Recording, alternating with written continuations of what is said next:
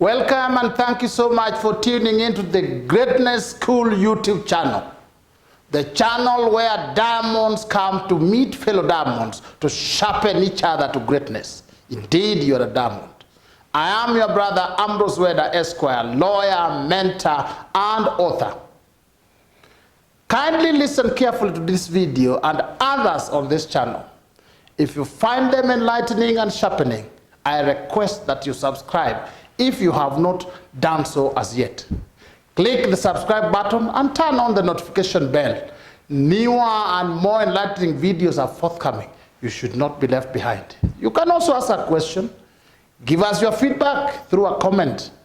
You can also recommend to a friend, a fellow diamond. Thank you so much and welcome. Welcome to the Greatness School. On the Greatness Talk platform today, we want to look at the top 7 enemies of a good lawyer. Allow me to quote a top Chinese general, military strategist, writer, and philosopher. It's called Sun Tzu, accredited for the famous book, The Art of War. This legendary general wrote, and I quote, "If you know the enemy and know yourself, you did not fear the result of 100 battles.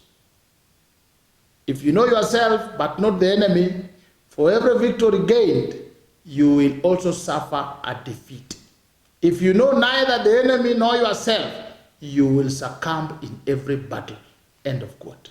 Every good lawyer should be aware of the real threats to his or her legal career. Here are 7 enemies of a good lawyer. A good lawyer.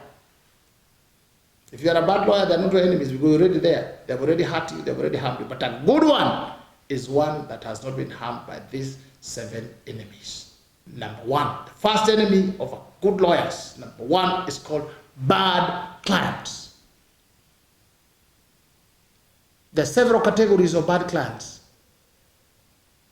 Clients are people you serve, those who consume your services, those you render legal services to, those you assist.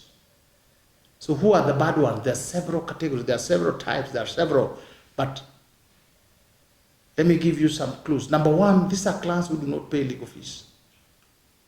They dodge, they run away, they don't want to. They'll make you go bankrupt. They'll make you become a thief when you're broke. Next category is toxic clients. These are clients full of negativity, discouragement, complaints. When you meet them, your energy is finished because they are toxic. Number 3 are clients who are liars. They give you misleading information, material facts. They cheat. You stake your reputation before the courts, before colleagues, only to learn later that they misled you. They lied to you. Next one are clients who are distrustful. They treat you with suspicion, even when there's no ground to. They want to police you. They don't trust you. They have given you a task, but they don't trust you at all. Next category are cunning clients, con people. They will trick you at every bend. You also have brokers. These are pseudo clients standing between you and the real clients. There's several other. These are categories, a bunch of bad clients. They can bring you down at any time. Be careful. Watch out for them. Number 2, second enemy, ignorance. Ignorance is lack of awareness, relevant knowledge, and useful information.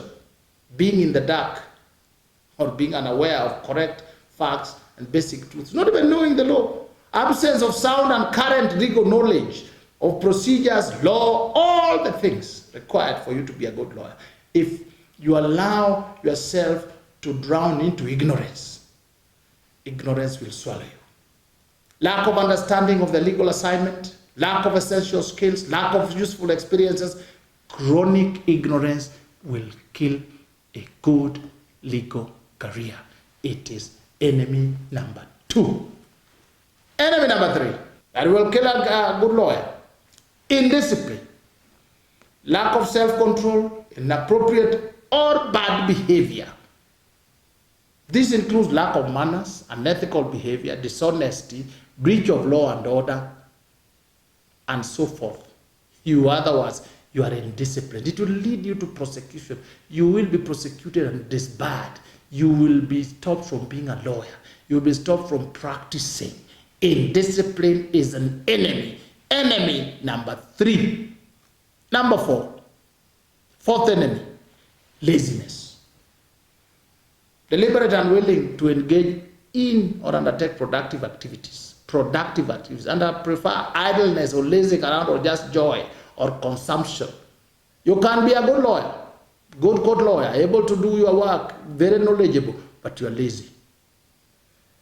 You do not want to work with zeal and commitment. You lack diligence. You procrastinate.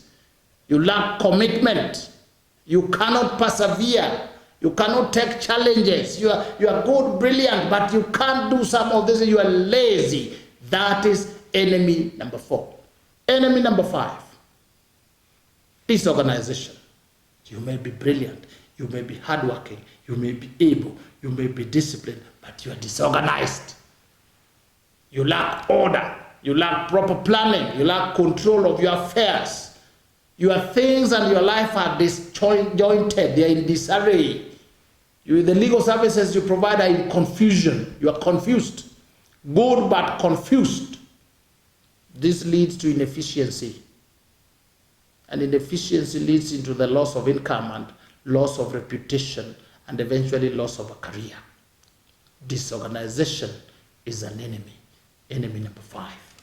Enemy number 6, negligence.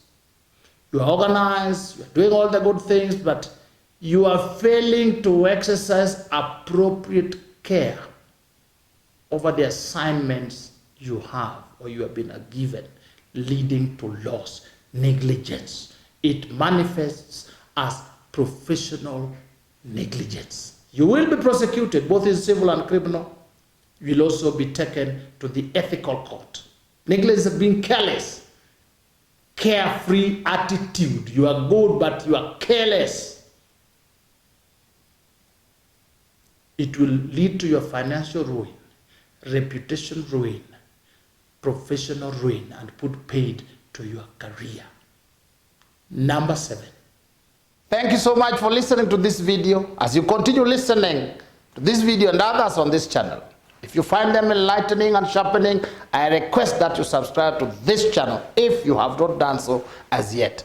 Click the subscribe button and turn on the notification bell for newer and more enlightening videos forthcoming. You can also ask a question, give us your feedback through a comment. I wish you positive growth as you continue listening. Greed. This is uncontrolled, intense desires or longing to gain or own things or property at any cost. You are willing to go over everything to gain. Excessive selfish desire for abundant possessions. Greed will lead you to perverted appetites. Food, sex, love of money. All this is greed. You want everything to yourself. Everything is you. Greed. This will compromise your ability to have good relations with clients and other people because you want to take from them. You want to own. You want to transfer things to yourself. Greed is the foundation for theft, corruption, and other related vices. Greed is what leads to gluttony in all aspects, including gluttony for food, excessive eating. Then you lose your body. You become too fat, too huge, too sick because of eating-related disorders. Greed. In conclusion, a German statesman and writer, Johann Wolfgang von Goethe, said, and I quote, "Knowing is not enough. We must apply. Wishing is not enough. We must do." End of quote. May you find time and energy to take care and control these enemies. Subdue them. Thank you and God bless you.